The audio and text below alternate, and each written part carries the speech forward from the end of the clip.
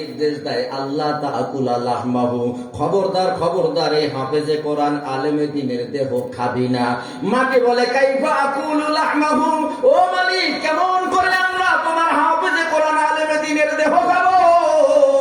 ওয়া কালামুকা ফি যাওফিহি, আমরা দেখতে পাচ্ছি তার সিনার ভিতরে তোমার কোরআন। কোরআন যার সিনার মধ্যে আছে, মাটির বাপেরও ক্ষমতা নাই যে তারে খাবে। আপনার কাছে ইজ্জত থাকতে না পারে, ইজ্জত দিয়েছে কে? আরো জোরে বলেন, ইজ্জত দিয়েছে কে? ও ভাই, দিলের কানটা লাগান। আল্লাহ রাব্বুল আলামিন তো স্পষ্ট ভাবে কোরআনের মধ্যেও কোট করেছেন, ইন্নামা, উলামায়ে কেরাম ভালো বুঝবে, এটা ইলমে নাহুর একটা পরিভাষা। আপনারা যাকে ইংলিশ গ্রামার বলেন, বাংলায় যাকে বাংলা ব্যাকরণ বলেন, আরবিতে যাকে ইলমে নাহু বলেন। ইন্নামা শব্দটা ইলমে নাহুর পরিভাষায় যখন এটা ব্যবহৃত হয়, তখন পূর্বের সব কিছুকে আপাতত বাদ দিয়ে দেওয়া হয়। ইন্নামা এছাড়া কিছু নয়। ইন্নামা ইয়াখশাল্লাহ মিন ইবাদিহিল উলামা। সুবহানাল্লাহ। আল্লাহ বলতেছেন আমার বান্দার মধ্যে, আমার বান্দা, এই বান্দা বলতে এখানে শুধু মুসলমান বোঝানো হয় নাই, সমস্ত মানুষকে বোঝানো হয়েছে। এছাড়া কিছু নয়, আমার সকল বান্দাদের মধ্যে আমি আল্লাহকে যারা ভয় করে তারা হলো উলামায়ে কেরাম। কার কথা? অবিশ্বাস, সন্দেহ, সংশয়? হ্যাঁ?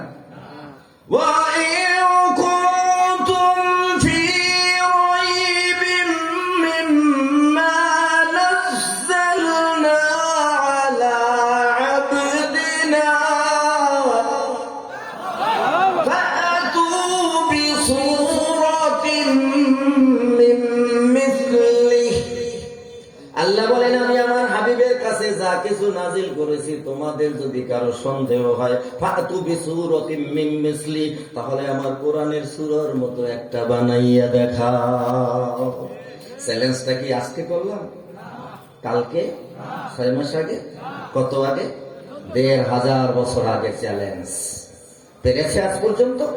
পারবে কোনদিন? আজ পর্যন্ত কোরআনের ভিতরে একটা সাধারণ কোন ভুল কেউ বের করতে পেরেছে? পারবে কোনদিন? মুসলমান দিলের কান লাগান। আপনার আমার পয়গম্বর মুহাম্মদুর রাসূলুল্লাহ প্রায় 1500 বছর আগে আমাদেরকে একটা প্রেসক্রিপশন দিয়ে গেছেন এবং কিছু পরীক্ষাও দিয়ে গেছেন। ডিজিটাল যুগ না, যুগের সাথে তাল মিলিয়ে তো কথা বলতে হবে, তাই না? পয়গম্বর 1500 বছর আগে প্রেসক্রিপশন এবং কিছু পরীক্ষা দিয়ে গেছে। আজকে আমি সেই প্রেসক্রিপশনটা আপনাদের সামনে খুলে দেব, আর তার পরীক্ষাগুলো আপনাদের সামনে করিয়ে দেখাবো। যদি আপনারা বুঝে থাকেন, আল্লাহর কসম, এতদিন যা করেছেন ভুল করেছেন, একটা সন্তানকে মাদ্রাসায় না করে সবচেয়ে চরম ভুল করেছে। আমার ভাইরা বলতেছিলাম, হযরতে আবু বকর রাদিয়াল্লাহু তাআলা আনহু সাহাবীদের ভিতরে উম্মতে মুহাম্মাদের মধ্যেই শুধু নয়, সমস্ত নবীদের সমস্ত উম্মতের ভিতরে দামি হলো আপনার আমার নবীর প্রিয় সাহাবী হযরতে আবু বকর। ঠিক কিনা বলেন? আমার ভাইরা, ওই যে বলতেছিলাম যে আপনারা চামড়ার কান দিয়া শুনবেন না দিলের কান দিয়া? চামড়ার কান দিয়া মাইকের আওয়াজ কত জায়গায় যাইতেছে, কত হাইওয়ান, জানোয়ার, প্রাণী আর মানুষ রূপী কিছু হাইওয়ানও শুনতেছে। এরা চায়ের দোকানে বসে বসে গল্প মারে আর কয় মোল্লা মৌলবীর কাজ নাই, একটু টিভিটাও ভালোভাবে দেখতে পারি না মাইকের শব্দে। কথা কান ঠিক কিনা? আহা, ওর কাছে বড়া ভালো লাগে, কোরআন কি বলে, ওর কাছে বড়া, আপনারা বড়া চিনেন তো? কি বলেন? বড়াই তো বলেন। আর ওটার আর একটা নাম কি? হ্যাঁ, পিঁয়াজ। ওর কাছে বিরিয়ানি পোলার চাইতে পিঁয়াজও ভালো লাগে। ওর কাছে কোরআন ভালো লাগে না, তবে ওই সমস্ত মাজার পূজারি আর ভণ্ডদের ভণ্ডামি ভালো লাগে। কথা বলেন ঠিক না? আমার ভাই, আমাদের কাছে একদল ভণ্ড আছে, এত বড় ভণ্ড, ওরে বাপ রে বাপ, অথচ এই কথাগুলো যুবকরা এমন ভাবে বিশ্বাস করে।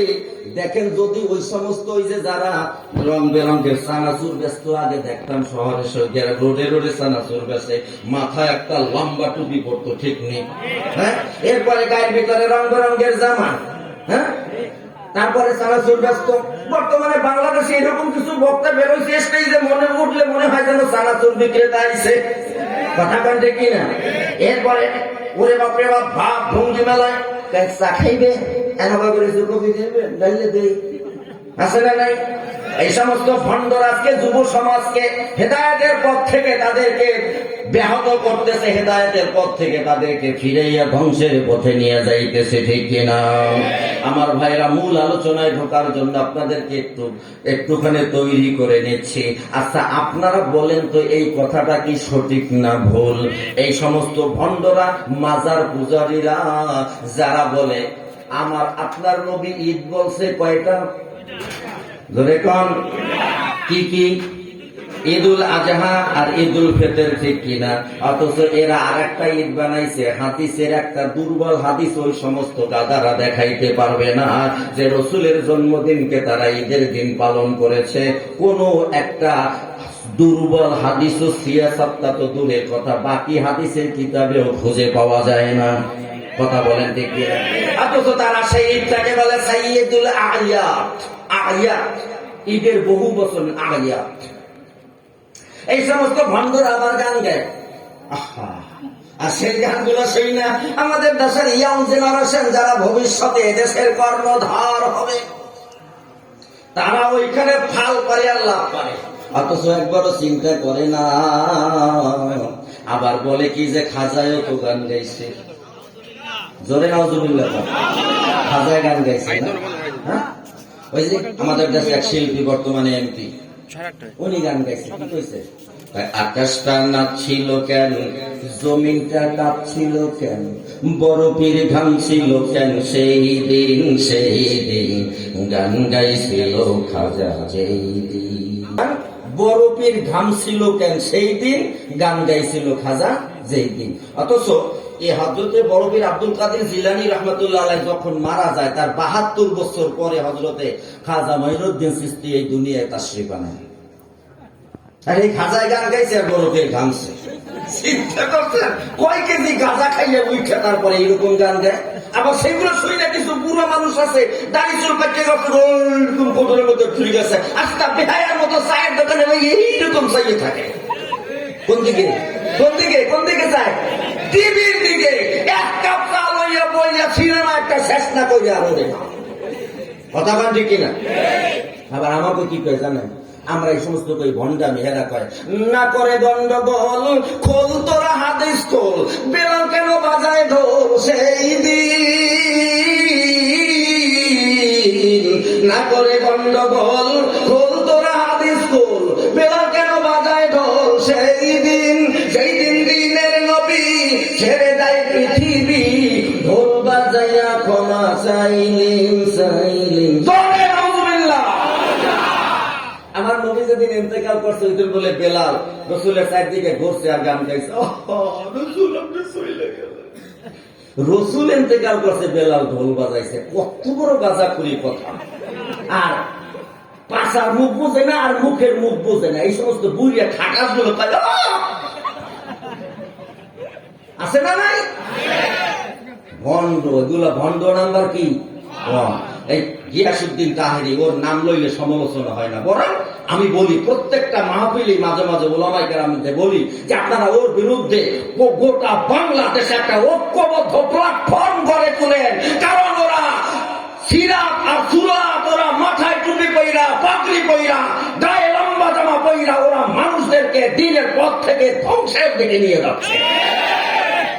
এটা আমার কথা নাকি? ইয়া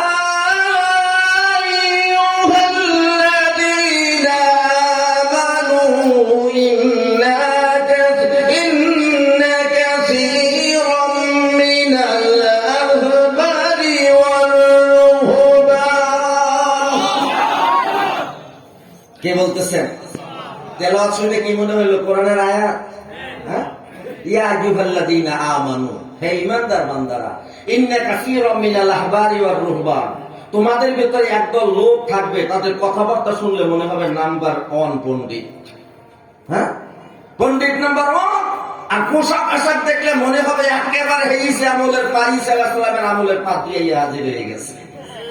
ইন্না কাসীরাম মিনাল আহবারি ওয়ার রুহবান, আল্লাহ এবার কি কয়, লা ইয়াকুলুনা আমওয়ালান নাসি বিল বাতিল ওয়া ইয়াসুদ্দুনা আন সাবিলিল্লাহ। ওদের এই বেশভূষা আর সুরা চেহারা চাই দেখো, লা ইয়াকুলুনা আমওয়ালান নাসি বিল বাতিল, ওরা এই সূরা ধরেছে অন্যায়ভাবে মানুষের কাছ থেকে সম্পদ আহরণের জন্য। কথা বলেন ঠিক কিনা? এই সমস্ত ভান্ডামি কইরা বেয়াদবি মাফ করবেন, আমি কারো সমালোচনা করে বলছি না। আমাদের দেশে বর্তমানে একদল বক্তা, ডিজিটাল বক্তা বের হয়েছে। এই ডিজিটাল বক্তাদের ডিজিটাল বক্তব্যের কারণে আজকে আমাদের যুব সমাজ সুন্নাত ছেড়ে দিচ্ছে। কথা বলেন ঠিক কিনা? স্টেজে বসে কয় আমার দেশের যুব সমাজ, এদের মুখে দাড়ি নাই, মাথায় টুপি নাই, গায়ে নবীর সুন্নাত নাই, কিন্তু নবীর বিরুদ্ধে কোনো অপমানের কথা আসলে, কোরআনের বিরুদ্ধে কোনো অপমানের কথা আসলে তারা ময়দানে ঝাঁপিয়ে পড়ে। বলে কিনা? আরে ভাই, তুমি তো এই সমস্ত কথা বলে সুন্নতের প্রতি তাদের আগ্রহটা আরো দমাইয়ে দিলাম। কথা বলেন ঠিক কিনা? আমি জিহাদি আজকে এই মাহফিলে ঘোষণা করে গেলাম, ওলামায়ে কেরাম যারা আছেন সাক্ষী থাকেন, আপনি যত বড় ইবাদত গুজার হন, আপনি যদি দিন প্রতিষ্ঠায় গিয়ে শাহাদাতের মরণ মরেন, তারপর আপনার নসিবে জান্নাত হবে না। কারণ কোন বান্দার সুন্নাতবিহীন ইবাদত আল্লাহর দরবারে কবুল হবেই না। কথা বুঝাইতে পারলাম? তাহলে বন্ধুদের কথা বিশ্বাস করবে? হ্যাঁ, কথা বলেন না কেন? বিশ্বাস করবে? তাই কিরামান কাতিবিন রোজ হাসরের দিন আল্লাহর কাছে যদি করে অভিযোগ, আমি বলবো দুনিয়ায় ছিলাম ল্যাংটা বাবার লোক। কিছু বুঝলেন? আমার তো মাথায় ঢোকে না। যেদিন তাফসিরে, বিভিন্ন তাফসিরের কিতাবের মধ্যে আসছে, আমি হাসির ছলে কিন্তু অত্যন্ত গুরুত্বপূর্ণ কিছু কথা আপনাদের শোনাচ্ছি। কথা বলেন ঠিক কিনা? হাদিসে কুদসির ভিতরে আসছে, রাসূল পাক সাল্লাল্লাহু আলাইহি সাল্লাম বলেন, এদিকে আমার দিকে দেখেন, হাসরের ময়দান যখন কায়েম হবে, সবাই দেখেন আমার দিকে, যুবক ভাইরা বেশি করে দেখেন। হযরতে মূসা পয়গম্বর অত্যন্ত দামি পয়গম্বর ছিলেন না? ওই দাউদ জিবরাইল, তিনি আল্লাহর সাথে কথা বলতেন, জিবরাইল ছাড়াই আল্লাহর সাথে কথা বলতেন। হাসরের ময়দানের বিভীষিকাময় অবস্থার মধ্যে, আবারও বলি আমার দিকে দেখেন, খেয়াল করেন, এই যে আল্লাহ যেখানে বসা থাকবেন তার আরশের পায়াটাকে এইভাবে দুই হাতে শক্ত করে ধরবে, ধরে বলবে, আল্লাহুম্মা ইন্নী আসআলুকা উম্মি আবি ওয়া উখতি, আল্লাহ আমি আমার মা বাবা ভাই বোন কাউকে চাই না, কারোর জন্য সুপারিশ করি না, আল্লাহুম্মা নাফসি আল্লাহুম্মা নাফসি, আল্লাহ আপনি আমি মুসারে বাঁচান, মুসারে বাঁচান, মুসারে বাঁচান। সুবহানাল্লাহ বলে। মূসা পয়গম্বরের মতো নবী বলবে, আল্লাহ আমি কারোর জন্য সুপারিশ করি না, আমারে বাঁচান। আর সেদিন নাকি এই সমস্ত জ্ঞান চোর, পাপী, ভণ্ড, মোটা ইহুদি আর খ্রিস্টানের দালাল এগুলো কথা বলেন। এরা কয় কিরামান কাতিবিন যদি আল্লাহর কাছে নালিশ করে, তাহলে কইব কি, তোর বাবা তো ল্যাংটা, তোকেও পিঠে ল্যাংটা বানাবে। কথা ঠিক কিনা? জোরে কান ঠিক কিনা? কিরামান কাতিবিন পাইবে যেদিন, কিরামান কাতিবিন পাইবে যেদিন, তোরা যারা বলো ল্যাংটা বাবার লোক, জুতা দিয়া পিটাইয়া কইবে জাহান্নামে ঢোক। কথা বলেন ঠিক কিনা? এই ওই সমস্ত ভণ্ডামি যদি জায়েজ থাকতো, মাহমুদুল হাসান কেন গায় না? ওই সমস্ত ভণ্ডামি যদি কাজ জায়েজ থাকতো, তাহলে ওলামায়ে কেরাম কেন তোদের মতো বলে না? টাকার জন্য তোরা সব পারো ঈমান বিক্রি করে দিয়েছ। কথা বলেন ঠিক কিনা? আরে ভাই, বাংলাদেশে একজন আলেম আছে, নাম বলবো না, কোরআন শরীফে আলহামদু সূরা থেকে শুরু করে কোরআন শরীফের শেষ সূরা নাস পর্যন্ত 30 পারা কোরআনের তারকিব মিলাইতে পারে, তারকিব বুঝেন, তারকিব করতে পারে, এরকম একজন আলেম বাংলাদেশে আছে। কিন্তু দুর্ভাগ্যক্রমে, জাতির দুর্ভাগ্য যে তিনি এক ভণ্ড বেদাতি আর মাজার পূজারীদের এজেন্ডা বাস্তবায়ন করছে। কথা বলেন ঠিক না? তাই বড় আশা কলি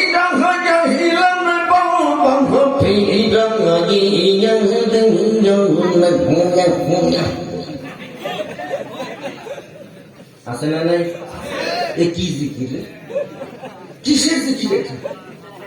এই সমস্ত ভণ্ডরা আমাদের মতো সুরত দইরা সাধারণ মানুষগুলোরে, যাদের ভিতরে কোরআনের জ্ঞান নাই, রসুলের আদর্শ নাই, ওদেরকে আরো আদর্শহীন করতেছে। বলেন ঠিক কিনা? সুতরাং আমরা কথা শুনবো হক্কানি ওলামায়ে কেরামের, আর হক্কানি ওলামায়ে কেরাম আমাদের যে দিক নির্দেশনা দেয় সেগুলো আমরা গ্রহণ করব, তদানুযায়ী আমল করব, তবেই পরিণতি হবে জান্নাত। কথা বলেন ঠিক কিনা? কথা বোঝা যাচ্ছে? খারাপ লাগতেছে? কষ্ট হচ্ছে? ফরহাদ নামে একটি বাচ্চা হারানো গিয়েছে। যদি কেউ পেয়ে থাকেন দয়া করে ফরহাদের কাছে জিজ্ঞেস করে তার গার্জিয়ান অভিভাবকদের কাছে পৌঁছে দেওয়ার জন্য আন্তরিকভাবে অনুরোধ করা হচ্ছে।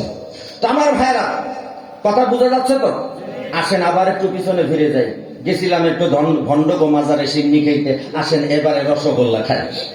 হ্যাঁ আমার ভাইরা, সিন্নি একদিন ফুরাইয়া যায়। সিন্নির মজা কোনো সময় টক লাগে, কোনো সময় ঝাল লাগে, কোনো সময় পায়ে। সিন্নি জায়েজ হইয়াছে রে, সিন্নি জায়েজ হইয়াছে, কুত্তার ছবি ধইরা বাবাই সিন্নি খাইয়াছে। এই সমস্ত ভণ্ডের কথা বাদ। এবারে আসেন আল্লাহর কোরআনের দিকে তাকাই। ও যুব সমাজ, আমার কলিজার টুকরা, এ ভাই, আমার বাংলাদেশে যতগুলো প্রোগ্রাম আল্লাহ করায়, আর আল্লাহ তাআলা তার অদমকে দিয়ে দিনের যতটুকু খেদমত করায়, যদি বছরে ভাই এই 2 বছর করোনার 2 বছর বাদ দিলাম, এছাড়া মাহফিল আল্লাহ তাআলা 150 থেকে 200 মাহফিল করায়, এর মধ্যে যদি আপনি গড় হিসাব করেন ও যুবক ভাইয়েরা, তাহলে দেখা যাবে 3 ভাগের 2 ভাগ মাহফিল আমার যুব সমাজের মাহফিল গুলো হয়।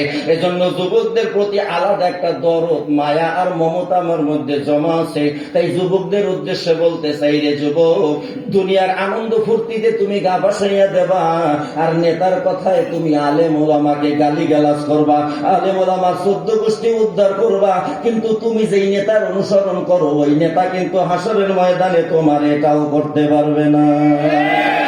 কথা বলেন ঠিক কিনা? আমি কি কোন রাজনৈতিক নেতার কথা বললাম? আমি কি কোন দলের নাম উল্লেখ করলাম? আমার ভাইরা, বেয়াদবি মাফ করবেন, ওলামায়ে কেরামদেরকে আমি দলিল দিয়ে বলে যাব, আর ওলামায়ে কেরামদের কাছে অনুরোধ থাকবে, আমি যদি সত্য বলি একটুখানি কি বলে মাথাটা একটু ঝুলাইয়েন। আমার ভাইরা, এই দুনিয়ায় এমন অনেক পার্টি নেতা আছে যারা বড় নেতা যা বলে তাই করে, সেটা বৈধ না অবৈধ, হারাম না হালালের দিকে চিন্তা করে না, ঠিক কিনা? আজকে এই হযরত মাওলানা মাহমুদুল্লাহ খান সাহেবের মাদ্রাসার বাৎসরিক উদ্বোধনী অনুষ্ঠানে আমি আপনাদেরকে একটা কথা বলে যেতে চাই, রে মুসলমান শোনেন। শুধুমাত্র আমাদের দেশে কিছু জ্ঞান পাপী রয়েছে, যাদের মধ্যে কোরআনের জ্ঞান নাই, রসুলের আদর্শের জ্ঞান নাই, রসুলের সুন্নতের ইলম নাই। এই সমস্ত লোকরা আমাদের যুব সমাজদেরকে নানান ভাবে খারাপ পথে ব্যবহার করে তাদের চরিত্রকে নষ্ট করে দিচ্ছে, ঠিক কিনা? অথচ যদি এই সমস্ত যুবকদের ভিতরে আল্লাহর কোরআনের ইলম থাকতো, এই সমস্ত যুবকরা যদি আল্লাহর কোরআন বুঝতো, তাহলে কোনোদিন এই বিপদে যাইতো না। আমি আপনাদের কাছে আমভাবে একটা প্রশ্ন করি, এ ভাই, যদি কোরআনে একটা আইন থাকে আর মানুষ যদি একটা আইন করে, এখন মানুষের আইনটা মানতে গেলে কোরআনের আইন আর মানুষের আইন সাংঘর্ষিক হয়, একটা অপরটার বিপরীতমুখী হয়। এবারে আপনারা বলেন, আপনারা কি এই মানব রচিত সেই সিদ্ধান্ত মানবেন নাকি আল্লাহর কোরআনের সিদ্ধান্ত?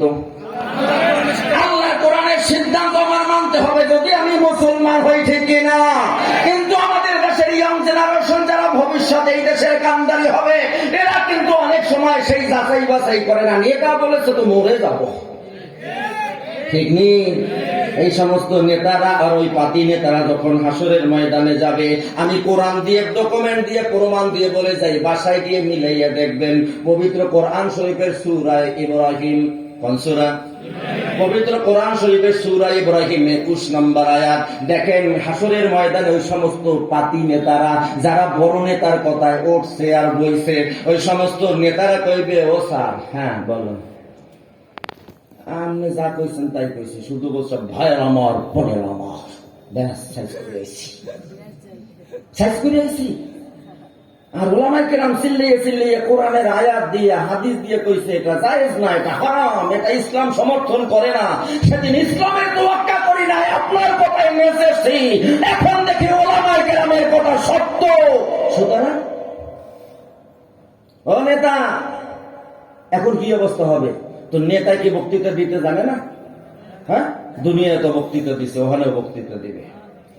এবার মুরিদরা বলে, অর্থাৎ ওই সমস্ত সাকরেতরা, তার পাতি নেতারা বলে, আল্লাহ পবিত্র কোরআন শরীফের সূরা ইব্রাহিমের 21 নম্বর আয়াতে বলেছেন, যখন অবস্থা খারাপ দেখবে, এবারে ওই সমস্ত অনুসারী যারা, ছোট নেতা, পাতি নেতা যারা ছিল, তারা নেতারে বলবে, ও নেতা বলেন, এই আল্লাহর গজব থেকে আমাদের বাঁচার কোনো উপায় আছে কিনা?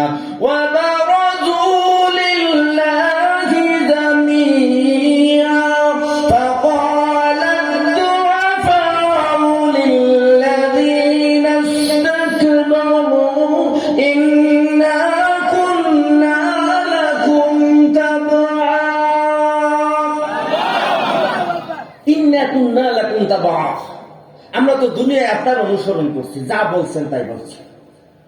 ভাঙ্গে দে, ভাঙ্গে দিছি, আগুন লাগাইয়া দে, দিছি, যা বলছেন তাই করছি।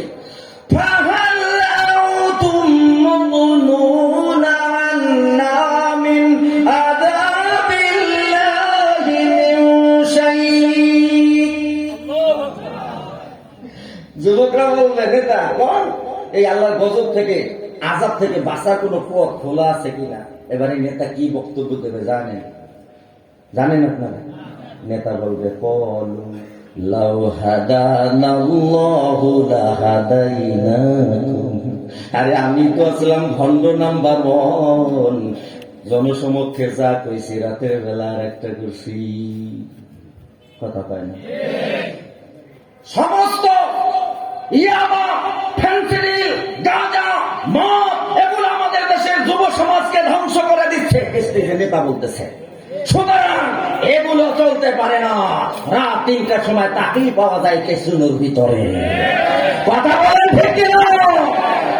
আল্লাহ তাআলা পবিত্র কোরআন শরীফের সূরা সফের ভিতরে 2 নম্বর আয়াতে বলেছেন, লিমা তাকুলুনা মা লা তাফআলুন, তুমি যা করো না তা বলো কেন?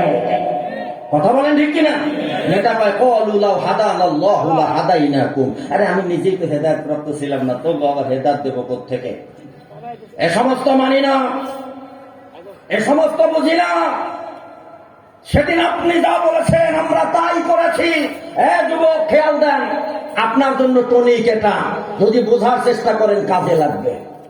কথা বলেন, যা বলেছেন তাই করেছি। সুতরাং এখন কি করবেন করেন। এবারে নেতা গরম বক্তব্য দিবে। পবিত্র কোরআন শরীফে সূরা ইব্রাহিমের 22 নম্বর আয়াত দেখেন, নেতা বক্তব্য দিবে।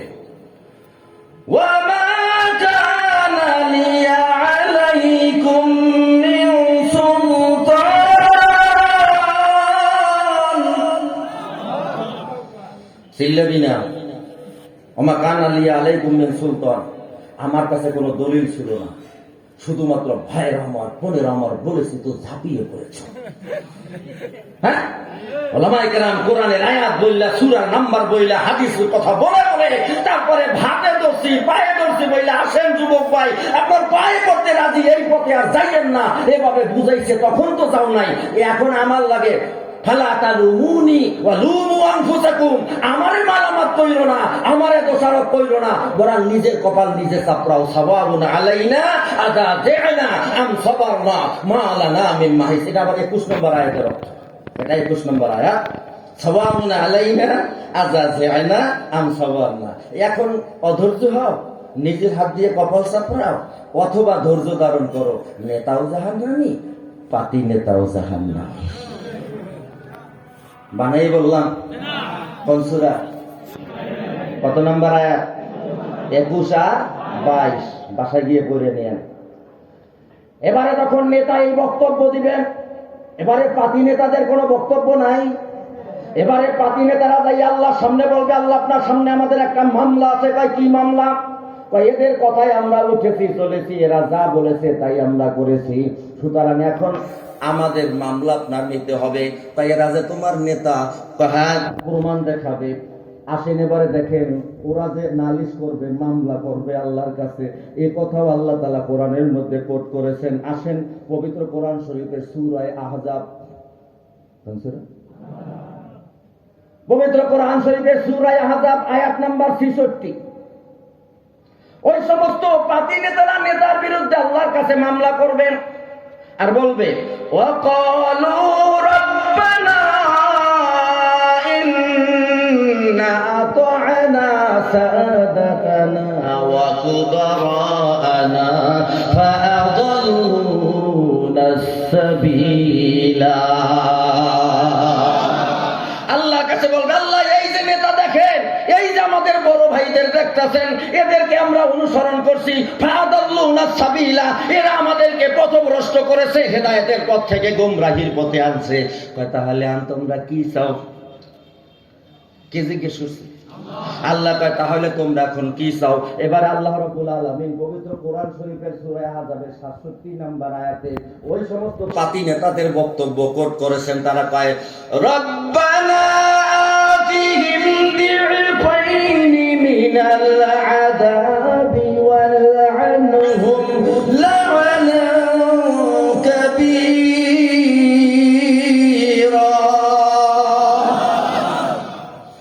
ওই পাতি নেতারা কইবেন যাবো কারণে আমরা পথভ্রষ্ট হয়েছি। এই কথাটা বোঝানোর আগে আপনাদের আরেকটা কথা বলি। এই আয়াতটা হলো পবিত্র কোরআন শরীফের সূরা আহজাবের 67 নাম্বার আয়াত। এবারে দেখেন পবিত্র কোরআন শরীফের একটা সূরা আছে, তার দুইটা নাম, একটা নাম হইল হামিম সাজদা আর একটা নাম হইল ফুসসিলাত। এই কোরআন শরীফের এই আয়াতের আপনি 29 নাম্বার আয়াত দেখেন। কত নাম্বার? কোন সূরা? আপনাদেরকে বুঝাইতেছি এই জন্য যাতে আপনারা এগুলা দলিল খুঁজে বের করতে পারেন। কোন সূরা? হামিম সাজদা অথবা সূরা ফুসসিলাত এর 29 নাম্বার আয়াতে ওই সমস্ত নেতারা তখন কইবে, যেই সমস্ত নেতাদের কারণে তাদের অনুসারীরা জাহান্নামী হবে, তারা বলবে রব্বানা আরিনাল্লাযাইনি আযাল্লানা, আল্লাহ যাদের কারণে আমরা পথভ্রষ্ট হইছি, নাজআলহুমা তাহতা আকদামিনা, দেখাইয়া দেন, আইনা দেন, পায়ের নিচে ললিত মলিত করে লাত্তি দিবার পাছার মাংস ফাটাইয়া তারপরে জাহান্নামে যাব, তার আগে নয়। নাজআলহুমা তাহতা আকদামিনা, পায়ের তলে দলিত মথিত করে তারপরে জাহান্নামে যাব, তার আগে নয়। এতেই খুশি না? এটা খুশি না? কয় আল্লাহ শুধু ওই লইবে না, আতিহিম দি'ফাইনি মিনাল আযাব, আমাদেরকে যে আযাব দিবেন তার চাইতে তোমাদেরকে ডাবল আযাব দিতে হবে। কার কথা? কোরআনের কথা। সূরা আহজাবের 67 নাম্বার আয়াত। আল্লাহ তাআলা আমাদের বোঝার তৌফিক দান করুন। যুবক ভাইরা, আমরা কি কোরআনের পক্ষে থাকবো না বিপক্ষে? আর কোরআনের পক্ষে যদি থাকি তাহলে নামাজ একত্র পড়বো না, হ্যাঁ? কোরআনের পক্ষে যদি থাকি তাহলে রাসূলের সুন্নতের ধার ধরবো না। কারণ কোরআন সুন্নত না থাকলে কি হবে? আমাদের দেশের ডিজিটাল বক্তা 2-3 জন আছে, যারা দেশে আর বাইরে থাইকেও তারা ডিজিটাল পদ্ধতিতে মানুষকে ধ্বংস করতেছে, সুন্নতবিহীন বানাইতেছে। কথা বলেন ঠিক না? ভাই আবারও বলি, আর একবার বলি, যুবক ভাইরা আমার, এই অত্র এলাকার ইসলাম দরদি তৌহিদি মুসলিম জনতা, আপনি যত আমল করেন, যত ইবাদত করেন, সমস্ত ইবাদতের আপনি এখন তো মোবাইলের যুগ, তাই না? শুধু কি মোবাইল, তারপরে ইন্টারনেট, ইমো, হোয়াটসঅ্যাপ, টুইটার, তারপরে ইনস্টাগ্রাম সহ আবার আরো আছে ভাইবাস, আছে না? অনেক কিছু, এত কিছুর মাধ্যমে অতি সহজে যোগাযোগ করা যায়। কিন্তু তখনকার সময় তো এই সমস্ত পদ্ধতি ছিল না। ছিল? কথা বলেন, ছিল? ছিল না। কিন্তু আমার ভাইরা, কোন পদ্ধতির দরকার নাই। এখন ওই সময় যে পদ্ধতি ছিল না, তখন আমরা কারোর সাথে যোগাযোগ করার জন্য, খবর জানানোর জন্য কি করতাম? চিঠি লিখতাম। এবার আসেন আমার দিকেও ভাই, কথাটা বোঝার চেষ্টা করবেন, বিশেষ করে আমার যুবক ভাইরা।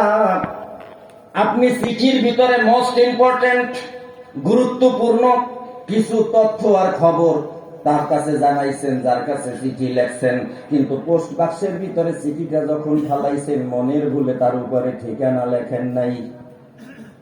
কথা বুঝেন? কথা ভিতরে দামি, কিন্তু খাম বলেন নাকি, খামের উপরে ঠিকানা লেখেন নাই, চিঠি যাবে তো। এই কথাটা যদি বুঝেন তাহলে আমি অধমের একটা কথা বুঝে নেন। মাহমুদুল হাসান সাহেব জানে যে আমি সুন্নতের উপরে আলোচনা বেশি করি, কারণ আমার ভাইরা শোনেন, উম্মতে মুহাম্মাদির সমস্ত আমলের ঠিকানা হলো সুন্নাত। জোরে বলেন সুবহানাল্লাহ। উম্মতে মুহাম্মাদির ইবাদতের ঠিকানা কি? সুতরাং সুন্নাত বিহীন ইবাদত, ওই ঠিকানা দ্বারা চিঠি ছাড়লে যেমন গন্তব্যে চিঠি পৌঁছবে না, আপনি যত আমলি করেন সুন্নতের অনুসারী যদি না হন, তাহলে আপনার ওই ইবাদত আল্লাহর দরবারে পৌঁছবে না। বলেন নাউজুবিল্লাহ।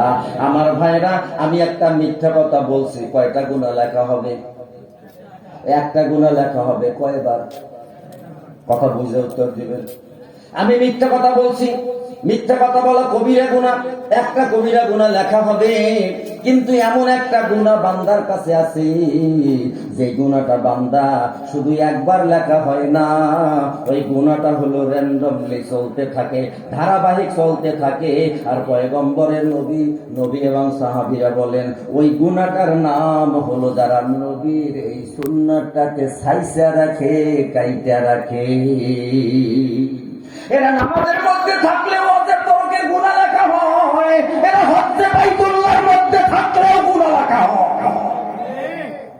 এবারে বুঝেন এটার দাম আছে না নাই? অথচ আমাদের দেশের ডিজিটাল বক্তারা কয় দাড়ি না থাকলে কি হবে? দিল তো ঠিক আছে, ঘোড়ার ডিম ঠিক আছে বেটা। কথা বলেন ঠিক কিনা? আমার ভাইরা এবারে আসেন, কথাগুলো আপনারা হয়তো ভাবছেন যে হুজুর কোরআনের কথা বলতে যায় কোথায় গেছে। আমি তো কোরআনের বাইরে কোনো কথাই বলি নাই। কথা বলেন ঠিক কিনা? এবারে আসেন, এই উম্মতে মুহাম্মাদির এত দাম কেন হলো? একটা কথা সংক্ষেপে সবগুলো বলে দেব, খেয়াল করেন। এক নাম্বার, আল্লাহ তাআলা এই পৃথিবীতে যত পয়গম্বর পাঠাইছেন, সমস্ত পয়গম্বরের শ্রেষ্ঠ পয়গম্বর কে? মুহাম্মদ সাল্লাল্লাহু আলাইহি ওয়াসাল্লাম। আল্লাহ তাআলা আসমান থেকে 104 খানা কিতাব পাঠাইছেন, এর মধ্যে সবচেয়ে দামি কিতাব কোনটা? কোরআন। সেই দামি নবী, সর্বশ্রেষ্ঠ নবী, সবচেয়ে দামি নবীর কাছে সবচেয়ে দামি কিতাব পাঠাইছে। এবারে বলেন, দামি নবীর কাছে দামি কিতাব আর ওইটার অনুসরণ করে যারা, তারা কি দামি হয় না মূল্যহীন হয়? আমার কথা বুঝতেছেন ভাই? হ্যাঁ, দামি কিতাব, এটার অনুসরণ যারা করে তারাও দামি হয়। আমার দিকে দেখেন, আপনাদের বুঝতে কষ্ট হচ্ছে? আমি দুইটা উদাহরণ দেই। এক নাম্বার, আপনাদের এই এলাকাটার নাম কি? ঘোষবাগ। আপনাদের এই ঘোষবাগের বাসা বাড়িতে কোরআন শরীফ আছে তো? কোরআন শরীফ একটা কাপড় দিয়ে পেঁচাইয়া রাখে না? এটাকে আপনারা কি বলেন? হ্যাঁ, গিলাপ। খেয়াল দেন মূল পয়েন্টের কথা, যে কোরআন কেন এত দাম, কোরআনের দাম এত বেশি কেন? আমার দিকে দেখেন, এই যে কাপড়টা দিয়ে কোরআন পেঁচাইয়া রাখছে, এই কাপড়টা, গিলাপের কাপড়টা কি আপনি সৌদি থেকে আনছেন? বাজার থেকে নতুন কাপড় আনছেন? না, পুরান একটা কাপড় সেলাই করে আপনি কি করছেন? কোরআনের জামা বানাইছেন। ওই কাপড়টা খুইলে কোরআন আপনি পড়তেছেন, পড়তে পড়তে মাঝে বেশিক্ষণ এক জায়গায় বসে থাকলে পাও ব্যথা হয়ে যায়, ঠিক কিনা? পাও নাড়াচাড়া করতে যাইয়া মনের অগোচরে আপনার পাওটা ওই কোরআনের পেঁচানো কাপড়ের সাথে লাগিয়ে গেছে, খুশি হয়ে গেছেন নাকি কষ্ট পাইছেন? কি করেন? কাপড়টারে হাতে নিয়ে এইভাবে, ঠিক কিনা? এবারে আসেন, এই কাপড়টা কি খুব দামি কাপড়? এটার গজ কি 100 টাকা ছিল? ঘরে কোনো কামে লাগে না, পুরান কাপড় পরে রয়েছে, সেটারে দিয়ে পেঁচাইয়া রাখছেন। এই সাধারণ একটা কাপড় যেটা কোরআনের সাথে পেঁচানো ছিল, ওই কোরআনের সাথে কাপড়টা লেগেছে, এই কারণে আপনি কাপড়টারে ধইরা চুমা খান। এই দুইটা ঠোঁটের দাম আছে না নাই? সেই দামি দুইটা ঠোঁট দিয়ে আপনি চুমা খাইলেন একটা পুরান কাপড়ে। এই কাপড়টা হতে পারে মূল্যহীন, এই কাপড়টা হতে পারে পুরান, কিন্তু লেগেছে পৃথিবীর সবচাইতে দামি বইয়ের সাথে, ঠিক কিনা? দামি বইয়ের সাথে লাগার কারণে মুসলমান, দামি বইয়ের সাথে লাগার কারণে সাধারণ কাপড়টাও চুমার যোগ্য হয়ে গেছে, ঠিক কিনা? কোরআন শরীফ আপনারা পড়েন রেহেলের উপরে রাইখা, ঠিক কিনা? এখন তো প্লাস্টিক রেহেল হয়ে গেছে, আগেকার যুগে ছিল কাঠের রেহেল, ঠিক নেই? আমার ভাইরা, আপনাদের এই এলাকার ফার্নিচারের দোকানে একজন মুরব্বী বাবাজি গেছে, উদাহরণ বুঝাবার জন্য বলছি। দেখে যে ময়লার ভিতরে এরকম সাইজের একটা তক্তা পড়ে আছে, তক্তাটাও মোটা। মুরব্বী জিজ্ঞেস করে, ও বাবা, এই তক্তাটা কি আপনার কোনো কাজে লাগবে? কাজে লাগলে কি আর ময়লার মধ্যে ফেলে রাখতাম? তাহলে আমি নেই, নিয়ে যান। মুরব্বী এবার তক্তাটারে নিয়ে একজন কাঠমিস্ত্রির কাছে দিয়ে বলে, ভাইজান, এটা দিয়ে আমার একটা কোরআনের রেহেল বানাইয়া দেন। এবারে কোরআনের রেহেল বানাইয়া দিছে। এখন তার উপরে রাইখা বেচারা কোরআন পড়ে, কোরআন পড়া শেষ। এবারে কোরআন আর রেহেল একসাথে লইয়া এইভাবে বুকের মধ্যে লাগাইয়া ওই রেহেলটার উপরে, কথা কয় না, রেহেলের উপরে চুমা খাই, ঠিক কিনা? এবারে আসেন, ওই বেচারা কোন কাঠে চুমা খাইলো? যেই কাঠটা ফার্নিচারের দোকানে ময়লার মধ্যে পড়েছিল, ঠিক কিনা বলেন? যেই কাঠটা ফার্নিচারের দোকানে ময়লার মধ্যে পড়েছিল, দোকানের কর্মচারীরা দোকান ঝাড়ু দিতে গিয়ে কতবার ঝাড়ু দিয়ে বাড়ি দিয়েছে, ঝাড়ুর বাড়িতে যায় না, জুতোওয়ালা পাও দিয়া লাঠি মেরে ময়লার মধ্যে ফেলে দিয়েছে, ঠিক কিনা? সেই লাঠি খাওয়া আর ঝাড়ুর বাড়ি খাওয়া, ওই তক্তাটা চুমার যোগ্য হলো তখন আল্লাহর কোরআনের সাথে মিলল যখন। কথা বোঝা যায়নি? এবারে ভাই, আমি বলেছি পর্যায়ক্রমে কথা বলবো, তবে অনেক লম্বা কথা হবে না, দিলের কানটা লাগান। সাধারণ কাপড় চুমার যোগ্য হলো কোরআনের সাথে মেলার কারণে, ঠিক কিনা? সাধারণ একটা কাঠ, সেটা চুমার যোগ্য হলো কোরআনের সাথে মেলার কারণে। তাহলে সেই কোরআনের মাহফিলে আপনারা যারা বসে আছেন, আপনাদের দাম কি বাড়ছে না কমছে? জোরে কত বাড়ছে? হ্যাঁ, কথা না বলে বেতন। জি, আপনি বলা শেষ করেন, তারপর আমি বলি। না, ঠিক আছে, কিন্তু আসতে বলেন। তো আমার ভাইরা, কোরআন কাপড়ের সাথে লাগলো তো কাপড় দামি হয়ে গেল, ঠিক কিনা? কাঠের সাথে লাগলো তো কাঠ দামি হয়ে গেল, ঠিক কিনা? তাহলে সেই কোরআনের মাহফিলে আপনারা যারা বসেছেন, আপনাদের দাম কত হয়েছে? আমি কত হয়েছে বলতে পারবো না, তবে একটা পরিসংখ্যান দিতে পারি। ধৈর্য কুলাবে আপনাদের? ধৈর্য কুলাবে তো? 82 সালে ইমানি, 82 সালে ইমানি, মুহাদ্দিকে শুদ বখাকানি, কে একদম বা খুদা বুদন, বেআজ তখতে সুলাইমানি, না বরবাদে রখতে সে গিরগাম শাম, শরীরে সুলাইমান আলাইহিস সালাম।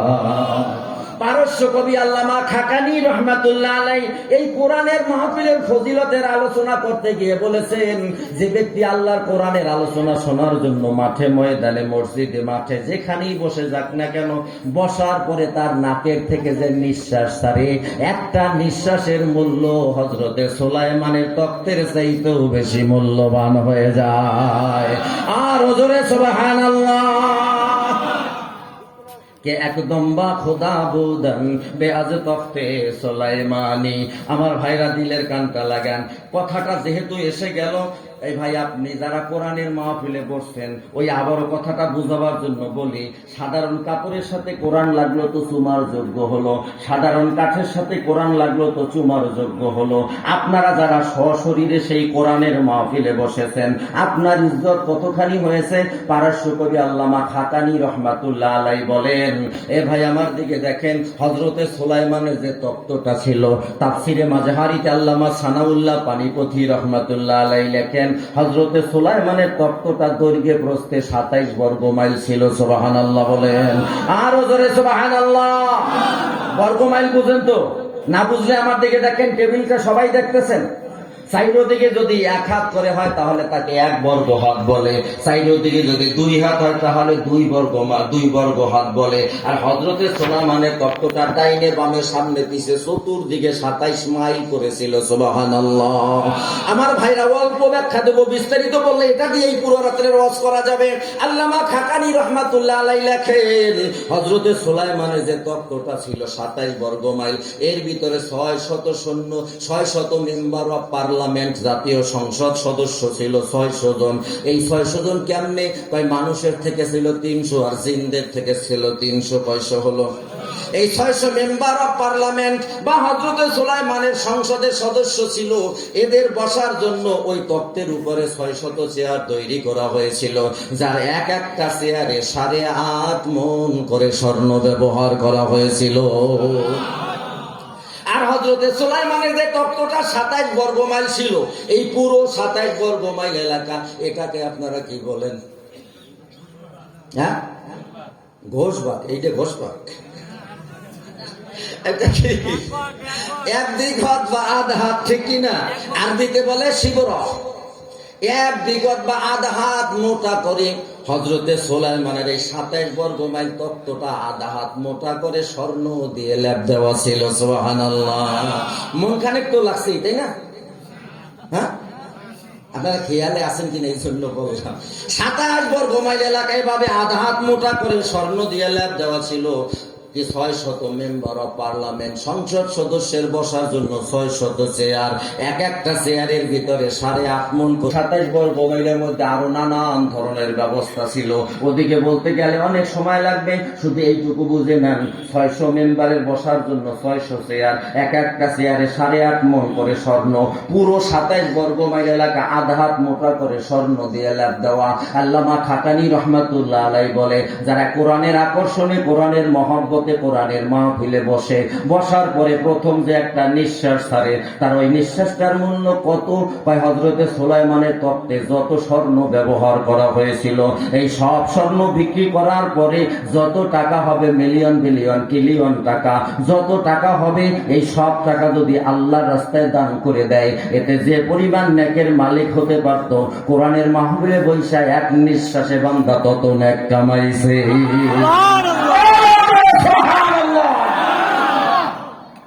এবারে বলছেন কোরআনের দাম কত? কথা বুঝা যায় নাকি ভাই? এবারে আসেন ভাইজান, বেশি লম্বা আলোচনা করব না, খেয়াল করেন।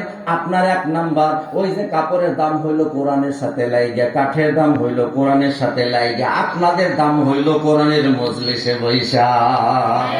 কথা বলেন ঠিক কিনা? এবারে ভাইজান, সেই কোরআনের মহব্বতে আপনারা বসছেন, আপনারা তো আমাকে কোনোদিন দেখেন নাই, দেখছেন? আমার আজকের আগে কোনোদিন আমার চেহারাও দেখেন নাই, আমার সাথে আপনাদের কোনো পরিচয় ছিল না।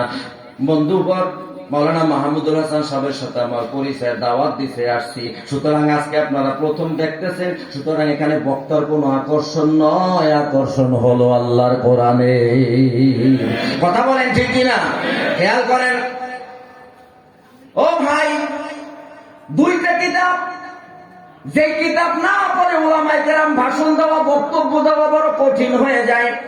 মাওলানা আবুল আইস সমরকন্দি রহমাতুল্লাহ আলাইহির আলোচিত একটা কিতাবের নাম হলো তামবিহুল গাফিলিন, আর হযরতে মাওলানা আবুল হাসান রহমাতুল্লাহ আলাইহির একটা কিতাবের নাম হলো রওজাতুস সালিহিন। এই 2 কিতাবের ভিতরে উল্লেখ করা হয়েছে, এই যে আপনারা বসেছেন, আল্লাহ না করুক এইভাবে যদি কোরআনের মহব্বত অন্তরে ধরে রাখতে পারেন, আল্লাহর হুকুম মানতে পারেন, আর উলামায়ে কেরামের সাথে সুসম্পর্ক রাখতে পারেন, তালিবুল ইলম দেখলে, উলামায়ে কেরাম দেখলে জঙ্গিবাদী মৌলবাদী না কইলা আল্লাহর ওহীর ইলমের উত্তর শরীয়তা এই হিসাবে যদি সম্মান করেন তাদেরকে, আও ভাই খেয়াল করেন, এই লোকগুলার মরণ যখন ঘনিয়ে আসবে, আমার দিকে খেয়াল করেন। পবিত্র কোরআন শরীফের সূরা হামিম সাজদা আয়াত নাম্বার 30 আল্লাহ তাআলা বলতেছেন, এই সমস্ত কোরআনের মহব্বত যাদের অন্তরে রয়েছে, কোরআনের ভালোবাসা যাদের অন্তরে রয়েছে, এদের যখন মরণের সময় ঘনিয়ে আসে, আল্লাহ কয় তাতানাজ্জালু আলাইহিমুল মালাইকা, তার মরার পূর্বে, আমার দিকে দেখবেন, মরার পূর্বে আল্লাহ তাআলা কোরআনকে একজন সুন্দর সুশ্রী ফেরেশতার সূরত দিয়া আপনার আমার সামনে দাঁড় করাইয়া দিবে। জোরে বলেন সুবহানাল্লাহ, আর জোরে সুবহানাল্লাহ। মুমূর্ষু অবস্থায় মৃত্যুর পূর্বক্ষণে আল্লাহ তাআলা একজন ফেরেশতা পাঠিয়ে দিবেন। এই ফেরেশতার চেহারা হযরত ইউসুফ পয়গম্বরের চাইতেও বেশি সুন্দর হবে। ফেরেশতা সে কি করবে? আমার দিকে দেখেন, ফেরেশতা এসে দুনিয়ার কোনো মানুষ দেখবে না, যার মরণ হবে সে দেখবে। ওই ফেরেশতা এইভাবে হাত নাড়বার বলবে, আল্লাহ তাখাফু, ও আল্লাহর বান্দা তুমি ভয় পাইও না, ওয়ালা তাহজানু, তুমি চিন্তা কইরো না, ওয়া আবশিরু বিল জান্নাহ। এ ভাই আমার দিকে দেখেন, মাওলানা আবুলাই সমরকন্দি বলেন, ওই ফেরেশতা যখন বলবে ওয়া আবশিরু বিল জান্নাহ, তোমাকে শুভ সংবাদ দিচ্ছি ওই জান্নাতের, ওই জান্নাতের যখন বলবে, আল্লাহ কুদরতি ভাবে আপনার জন্য বরাদ্দকৃত জান্নাতটাই চোখের সামনে তুলে ধরবে। কারণ আমার রাসূল বলেছে, মরার পরে যারা জান্নাত পাবে তাদের জান্নাত না দেখাইয়া আল্লাহ মরণ দিবেন না। তোমাকে শুভ সংবাদ দিচ্ছি ওই জান্নাতে, যখন বলবে সাথে সাথে জান্নাতটা তার সামনে চলে আসবে। এ ভাই আল্লাহ বলেছেন, অজাআত সাকরাতুল মাউত, মরণের কষ্ট আসবে। এই মরণের কষ্টটা কাগো বেশি হবে, তাই নাফরমানদের বেশি হবে। কিন্তু কোরআনের বন্ধু হইয়া আপনারা যারা বসছেন, মাহমুদুল হাসান সাহেবকে আপনারা যারা ভালোবাসেন, মাহমুদুল হক সাহেব মাদ্রাসা করতেছে, এই মাদ্রাসায় আপনারা টাকা দিয়ে সহযোগিতা করলেন, পরবর্তীতে প্রয়োজন মাফিক আরো করবেন, বলেন ইনশাআল্লাহ। আমার ভাই এই যে কোরআনের সাথে বন্ধুত্ব স্থাপন করতেছেন, খেয়াল করেন ভাইজান, ওই কোরআন আপনার সামনে এইভাবে হাত নাড়বে আর বলবে, ভয় পাইও না, চিন্তা কইরো না, তোমাকে শুভ সংবাদ দিচ্ছে ওই জান্নাতের। আমার ভাইরা এরপরে আসেন, এই যে ইমানদার যারা কোরআনের মহব্বত যাদের অন্তরে রাখছে, এদের অবস্থা কি হবে? একটা উদাহরণ দিলে সহজে বুঝবেন। আপনার বিবি বলের ভিতরে 1 কেজি 2 কেজি 3 কেজি আটা গোলাইছে, হঠাৎ গোলানোর পরে কাই মাছতে গিয়ে দেখে তার মধ্যে একটা চুল বইরে রয়েছে। চুলটা টানার জন্য 4-5 জন লোক আনছে ভাড়া কইরা। হ্যাঁ, এই চুলটা বার করতে কোনো কষ্ট হবে? হ্যাঁ, কোরআনের সাথে যাদের বন্ধুত্ব, ভাই আমাদের দেশে কোরআন বিদ্বেষী একদল মানুষ রয়েছে, মাদ্রাসার যন্ত্র যদি কালেকশন করে মোল্লা মৌলবী দেশটারে খাইছে। কথা বলেন ঠিক কিনা? এই মাদ্রাসার জন্য হুজুররা মানুষের দ্বারে দ্বারে যায়, 5 টাকা 10 টাকা দেয়, তাতেই খুশি। আর তোমরা খাইতে খাইতে শেষ পর্যন্ত পায়খানা মারিয়ে খাও। কথা বলেন ঠিক? এ ভাই, ঝিনাইদহ মাহফিলে যাইতেছি, ঝিনাইদহ মাহফিলে যাওয়ার সময় মাগুরা বাজে, ঠিক নেই? মাগুরা বাস স্ট্যান্ডে ওখানে আমার একজন বন্ধু আছে, কেন্দ্রীয় মসজিদের খতিব। ওদিকে গেলেই ওখানে বসি চাটা খাইয়া দোস্তরে আগেই ফোন দিয়ে এসে পরে, তো এক দোকানে বসে চা খাইতেছি, তখন 2-4-5 জন এইরকম, এরা সেমই তো আমার মতো সেম, একদম পুরা ডাল দোল কোটরের মধ্যে টিকে গেছে।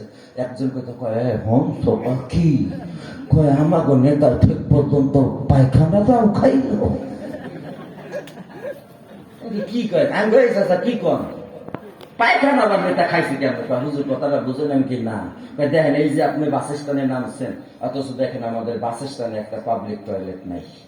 আমরা কয়জন মুরব্বী মিললে এমপির কাছে যাইয়া, তারপরে অনেক কিছু কইরা, শুধু এমপির কাছে যাই না, আমরা স্বাস্থ্য অধিদপ্তর, ওই যে থানা স্বাস্থ্য কমপ্লেক্সে গেছি, জেলা স্বাস্থ্য কমপ্লেক্সে গেছি, যাইয়া অনেক রিকোয়েস্ট কইরা আমরা পাবলিকের জন্য 2টা পায়খানা 3টে টয়লেটের ব্যবস্থা করে আনছি। তা আমরা তো আম পাবলিক, আর হেরা হইল নেতা, হের কাছে দিছে বরাদ্দ, মাশাআল্লাহ, হে 3টে পোশাকখানা 2টা পায়খানা খাইয়া নিছে, মানে পুরো টাকা মাইরে দিছে। মাদ্রাসার হুজুররা তো তোমার বাড়ি যাইয়া কলমের খোসা দিয়ে 10 লাখ টাকা নিয়ে আসে নাই। মাদ্রাসার ছাত্ররা টাকা দিবি না, এর জন্য তোমার দোকানের শাটার নামাইয়া দেয় নাই। মাদ্রাসার হুজুররা মাহফিলের কালেকশন করতে গিয়ে তোমাদের বাজারে 44 টাকা জারি করে মার্কেট বন্ধ করে দেয় নাই। কথা বলেন ঠিক কিনা? অথচ বড় কথায় কথায় মোল্লারা দেশটা খাইছে, মোল্লারা দেশ খাই নাই, মোল্লারা তোমাদের বাঁচাইছে। আমার ওস্তাদ হুজুর বলতেন, ওই রাতের গভীরে দুনিয়ার সমস্ত মানুষ যখন ঘুমাইয়া থাকে, ওই এতিমখানার ছাত্রগুলা আর ওদের রাখাল, ওদের মুহতামিম হুজুর না ঘুমাইয়া তাহাজ্জুদের নামাজ পড়ে চোখের পানি ফালাইয়া ফালাইয়া কান্দে আর বলে, আল্লাহ যাদের সাহায্য আর দানে তোমার কোরআনের ঘর চলতেছে, আল্লাহ তুমি তাদের কামাই রোজগারে বরকত বাড়াইয়া দিও, আল্লাহ তাদের মা বাপ যারা কবরে, আল্লাহ মাফ করে দিও। আরে কার জন্য সিন্নি খাইলা মোল্লা চিল্লা না? কথা বলেন ঠিক কিনা? এই গোটা দুনিয়ার ভিতরে ওলামায়ে কেরাম হইল বর, আর গোটা দুনিয়ার সমস্ত মানুষ হইল বরের যাত্রী। এ বর যদি না থাকলে বরের যাত্রী খাবার খাইতে পারবে তো? জোরে কন। এ ভাই বিয়ে করতে গেছে বর, পিছনে 60 জন হইল বর যাত্রী, আর কোল দাঁড়া ছিলেন তো বুঝছেন, বরের সাথে খালাতো ভাই, মামাতো ভাই, দুলা ভাই, এইটা যারা কয়েকজন থাকে এগো মানিকগঞ্জের এলাকায় কোল দাঁড়া। এ ভাই দেখা গেল বিয়ে বনি বনা হয় নাই, এটা যে তলবে কয় না, এটাই তুমি কবে আমার পোলাটি ভাই এসে নাকি ঢাকা বিশ্ববিদ্যালয়ে পড়েছে, মুই এটা করেছি, পাস দিতে হবে, পাস দেওয়া তো আর বনে নাই। এবারে বরযাত্রী একদিক দিয়ে চইলা গেছে, অনেক পরে বর চলে গেছে কোলদার সহ, অনেকক্ষণ পরে বরযাত্রী আইয়া কয়, এই কালো সব কই খাবার দেন তো, খাওয়া তো বুঝতে কি খাওয়া দিবে, কারণ বরযাত্রী খাবার পাবে বরের উসিলায়, ঠিক কিনা? বর যদি না থাকে বরের খাবার যেমন জোটে না, এই দুনিয়ায় যদি ওলামায়ে কেরাম আর তালিবুল ইলম কোরআন পড়া লোক না থাকে, রাতের গভীরে চোখের পানি ফেলে কান্নার লোক যদি না থাকে, তাহলে তুমি যত বড় নেতা আর বাহাদুর খেতা হও না কেন, মাটির সাথে তোমাকে মিলিয়ে দেওয়া হবে। কথা বলেন ঠিক কিনা? তাহলে আমরা কোরআনের পক্ষে না বিপক্ষে? দিলের কানটা লাগান, খেয়াল করেন। মাওলানা আবুল আইস সমরকন্দি বলেন, ওই যে কোরআন রূপী ফেরেশতাই আপনার সামনে দাঁড়াইছে, আল্লাহ বলেছেন ওয়াজাআত সাকরাতুল মাউত, মরণের কষ্ট আসবে, কিন্তু ইমানদারেরও কষ্ট হবে, জান্নাতে যে যাবে তারও কষ্ট হবে, কিন্তু কষ্টটা কেমন হবে? ওই যে কয় আবশিরু বিল জান্নাহ, তোমাকে শুভ সংবাদ দিচ্ছি ওই জান্নাতের দিকে অপলক নেত্রে তাকিয়ে থাকবে ওই মৃত্যু পথযাত্রী ব্যক্তি, ওদিক থেকে যে রুহু বের হয়ে গেছে তেরি পাবে না।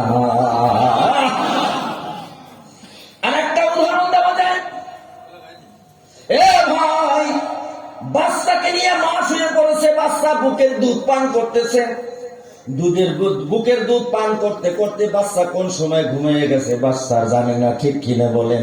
কোরআনের বন্ধু হয়ে যারা বসেছেন, মাহমুদুল হাসান সাহেবের এই আগ্রহ, তার এই যে জনমুখী মুসলমানদেরকে গড়ার কারিগর, মানুষের মতো মানুষ বানাবার ঘর, এই যে মাদ্রাসা উদ্বোধন করা হচ্ছে, এখানে আপনারা স্বতঃস্ফূর্তভাবে যারা অংশীদারিত্ব গ্রহণ করলেন, আল্লাহর কসম মরণের সময় কোরআন এইভাবে আপনার সামনে হাজির হবে আর বলবে, ঘাবড়াইও না, ভয় পাইও না, তুমি তো আমার বন্ধু ছিলা, কারণ যেখানে কোরআন শেখানো হয়েছে ওখানে তোমার আর্থিক শারীরিক সব দিয়ে তুমি ওটার সাথে জড়িত ছিল, ঘাবড়াইও না, তোমাকে জান্নাতের শুভ সংবাদ দিচ্ছি। সুবহানাল্লাহ। মাওলানা আবুল আইস সমরকন্দি বলেন, ওই বান্দার দেহ থেকে রূহ বের হয়ে যাবে, সবাই যার যার মতো ব্যস্ত হয়ে পড়বে, কেউ যাবে বাঁশ কাটতে, কেউ যাবে গোরস্থান কবর বানাইতে, কেউ যাবে কাফনের কাপড় আনতে, কেউ সাবান, কেউ লোভন, কেউ এটা সেটা আনবে। আমার ভাইরা, আল্লাহ রসুল আপনার আমার পয়গম্বর বলেন, ওই কোরআন রূপী ফেরেশতা কিন্তু চলে যাবে না, লাশ যখন ঘর থেকে নামাইবে ওই কোরআন রূপী ফেরেশতা তাকে অনুসরণ করবে। কষ্ট হচ্ছে? খুবই গুরুত্বপূর্ণ কথা রে ভাই। এবারে আমার ভাইরা সংক্ষেপে মাঝখান দিয়ে কিছু বাদ দিয়ে শেষের কথাটুকু বলি। একটা পর্যায়ে গোসল হয়ে যাবে, কাফনের কাফন শরীরে পরানো হবে, এরপরে স্কুল মাঠে, মসজিদ মাঠে কিংবা ঈদগাহ মাঠে জানাজা হয়ে যাবে, জানাজা পরে তাকে কবরে দাফন করবে, ঠিক কিনা বলেন? আপনার আমার পয়গম্বর বলতেছেন, ইজা উদিআল মাইয়িতু ফি কবরিহি জাআল কুরআনু ইনদা রাসিহি। আল্লাহু আকবার। ওই কোরআনে আপনাদের কথা বলতেছি যারা এখনো কষ্ট করে বসে আছেন। ইজা উদিআল মাইয়িতু ফি কবরিহি জাআল কুরআনু ইনদা রাসিহি। ওই ব্যক্তিকে যখন কবরে দাফন করা হবে, মুনকার নকির কবরে ঢোকার আগেই কোরআন রূপী ফেরেশতা ইনদা রাসিহি, আপনার মাথার কাছে দাঁড়িয়ে যাবে। আরো জোরে মুসলমানের আওয়াজে বলেন সুবহানাল্লাহ। কোরআন যদি কবরে যায় ভয় থাকবো নি? হ্যাঁ, কোরআন কি পাওয়ারলেস? হ্যাঁ, কোরআনের পাওয়ার নাই এতটুকু? আহা, সহিহ হাদিসের মধ্যে আছে, যদি হাদিস পড়তে না পারেন আপনাদের মসজিদে ফাজাইলে আমল আছে না? ফাজাইলে আমলের মধ্যে ফাজাইলে কোরআন একটা অধ্যায় আছে, পড়লে দেখেন কোরআন যার পক্ষে সাফায়াত করবে সে যারা ডাইরেক্ট জান্নাতে, আর কোরআন যার বিরুদ্ধে নালিশ করবে ডাইরেক্ট জাহান্নামে। তাহলে মাহমুদুল হাসান সাহেবের মাদ্রাসায় কি কোরআন পড়াইবে? হ্যাঁ, তাহলে কোরআনের পক্ষে থাকলে কোরআন আপনার পক্ষে থাকবে কি থাকবে না? আসেন, শুধু মুখের কথা দিয়ে হবে না, দলিল নেই আমরা। দেখেন এবারে দুই ব্যক্তিকে কবরে যখন দাফন করা হবে, এমন অবস্থায় মুনকার নকির কবরে ঢোকার আগেই এংদারাসিহি আপনার মাথার কাছে কোরআন দাঁড়িয়ে যাবে। এমন সময় মুনকার নকির আসবে। মুনকার নকির দূর থেকে দেখবে ঘটনাটা কি রে। মুনকার নকির কয়জন? দুইজন। একজন আরেকজন কিরে বেটা কবরটা তো আলোকিত কেন? কবরের কাছে যাইয়ে দেখবে মাথার কাছে একজন সুশ্রী সুন্দর দাঁড়িয়ে আছে, তার চেহারার নূরে পুরো কবর আলোকিত হয়ে আছে। কোরআনের নূর আছে না নাই? কোরআনের আলো আছে না নাই? কোরআনের প্রত্যেকটা হরফের আলাদা আলাদা নূর রয়েছে। সুবহানাল্লাহ। মুনকার নকিরের পাওয়ার আছে না নাই? মুনকার নকির দেয় মাথার কাছে একজন দাঁড়িয়ে রয়েছে, বলতেছে who are you, who are you না হাউ আর ইউ? হ্যাঁ, who are you. How are you বলে তুমি কেমন আছো, হু আর ইউ তুমি কে? বেশি না করলে অল্প অল্প আছে। এখন তো মনে করে আমাদের দেশের যুব সমাজ মনে করে ওয়াজের মধ্যে মধ্যে ইংলিশ কইতে বলে বড় বক্তা।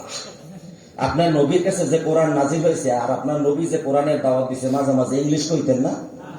কি একটা ফ্যাশন তৈরি হয়ে গেছে। এই জন্য মাঝে মাঝে আমরা দুই একটা কই, শুদ্ধ টুদ্ধ কিনা জানি না। আমার ভাইরা, মুনকার নকির বলে তুমি কে? ও পর্দার আড়ালের মা বোনেরা শোনেন, মুনকার নকির কবরে ঢুকে ওই মাতার কাছে দাঁড়ানো কোরআনকে জিজ্ঞাসা করে তুমি কে? কোরআন রূপী ফেরেশতা জবাব দেয় আমি আল্লাহর কোরআন। সুবহানাল্লাহ। তুমি আল্লাহর কোরআন তো থাকবা লাউহে মাহফুজে, কবরে কেন? এই কথাটা বুঝাবার জন্য আপনাদের এতখানি লম্বা কথা বলেছি। আমার দিকে খেয়াল করেন। এবারে যখন কোরআনকে প্রশ্ন করা হবে তুমি কে, বলবে আমি কোরআন। তোমার থাকার কথা লাউহে মাহফুজে, কবরে কেন? আমার দিকে সবাই একটা মিনিটের জন্য নজর রাখবেন। এবারে কোরআন রূপী ফেরেশতা এইভাবে মাওলানা আবুল হাসান রওজাতুস সালেহিন নামক কিতাবের মধ্যে লেখেন। এবারে মুনকার নকির এই কোরআন রূপী ফেরেশতা এইভাবে, ওই যে লোকটা আমি শুয়ে রয়েছি আপনি শুয়ে রয়েছেন দেখেই বলে এই যে আল্লাহর বান্দা, ইনি দুনিয়ায় আমাকে বন্ধু হিসাবে গ্রহণ করেছিলেন। যেখানে কোরআন পড়ানো হয়, কোরআন শেখানো হয়, নিজের সাধ্য অনুযায়ী সবসময় তার সাথে আত্মার আর্থিক এবং শারীরিক সব দিক দিয়ে যোগাযোগ রাখছে। আমার কোরআনের নির্দেশ ছিল নামাজ পড়তে হবে, তাই প্রচন্ড শীতের ভিতরেও নামাজ ছাড়ে নাই। আমার কোরআনের নির্দেশ ছিল রোজা রাখতে হবে, তাই গ্রীষ্মকালে প্রচন্ড রৌদ্রের ভিতরেও রোজা ছাড়ে নাই। আমার কোরআনের নির্দেশ ছিল নেশার পরিমাণ সম্পদের মালিক হলে হজ করতে হবে, যাকাত দিতে হবে। আমার বন্ধু তা ছাড়ে নাই। দুনিয়ায় বন্ধু আমারে সবসময় সঙ্গে রাখছে। আমি আল্লাহ কোরআন তো এমনই বন্ধু, দুনিয়ায় যে আমারে সঙ্গে রাখবে, মরণ থেকে জান্নাতে না যাওয়া পর্যন্ত আমি তার সঙ্গী হব। আর জোরে সুবহানাল্লাহ। আপনারা খুশি না বাজা? এই মাহমুদুল হাসান সাহেবের মাদ্রাসায় অংশগ্রহণ করতে পারে আপনারা খুশি না বাজা? কারণ আপনারা মাহমুদুল হাসান সাহেবকে খুশি করেন নাই, তার সাথে যুক্ত হন নাই, আপনারা যুক্ত হয়েছেন লাউহে মাহফুজে সংরক্ষিত কোরআনে। কথা বলেন ঠিক কিনা? আমার ভাইয়েরা, এ কথা যখন আপনার ডিসক্রিপশন, আপনার বর্ণনা যখন কোরআন রূপী ফেরেশতা মুনকার নকিরকে দিল, এবারে মুনকার নকির তো সাহস কমে গেছে। মুনকার নকির কয় জি জাহাপনা হুজুর, আমরাও তো আল্লাহর নির্দেশে আসছি। কয় কে আইসু? কয় তিনটা প্রশ্ন করতে আইছি। কবরে প্রশ্ন কয়টা করে শুনছেন? যাই দেখিয়েছেন? হ্যাঁ, শুনিও নাই, যাইয়া দেখেও আসি নাই। নবী যা বলতেন সত্য বলতেন, ঠিক নেই? রাসূল যা বলতেন সত্য বলতেন, এই জন্য তো তিনি চির সত্যবাদী আল আমিন। কথা বলেন ঠিক কিনা? কবরে প্রশ্ন কয়টা করবে? তোমার রবকে, তোমার দিন কি, তোমার নবীকে। এবারে বলেন এইখানে আপনারা যারা আছে, আমার মনে হয় 10% লোক এই প্রশ্ন তিনটার উত্তর দিতে পারবেন, ঠিক কিনা? এখন প্রশ্ন হইল, ইনশাআল্লাহ তো কইলেন এই দুনিয়ায় তো পারি ঠিকই, উত্তর সহজ হইল, কবরে উত্তর হবে আপনার দুনিয়ার আমল অনুযায়ী। ঠিক না ভুল? হ্যাঁ? ও ভাই, কবরটাকে কি আপনি খুব সহজ মনে করেন? হ্যাঁ, কবর তো বড়। কবর প্রতিদিন দুনিয়ার মানুষকে ডেকে ডেকে বলে, ওরে একটা বান্দা যখন গুনাহ করে, পাপ করে, কবরে মাটি ডাক দিয়ে কয়, ওরে বেঈমান, তোর কি একবার ভয় লাগে না? তুই কেমন করে এমন নাফরমানি করো? আমি কবর হইলাম 26 ঘর, আমি কবর হইলাম একাকিত্বের ঘর, আমি পাপী কেমনে থাকবো এই কবরে, সাথী নাই রে বাতি নাই রে কবরে। আছে আমি পাপী কেমনে থাকবো মালিক কবরে, সাথী নাই রে বাকি নাই রে ওই ঘরে, শখের বাড়ি শখের গাড়ি সব সারিয়া, শখের বাড়ি শখের গাড়ি আপনজন সারিয়া, থাকতে হবে ওই কবরে পড়িয়া, থাকতে হবে ওই কবরে পড়িয়া। কথা ঠিক কিনা বলেন? সাপে কাটবে, গর্জ মারবে,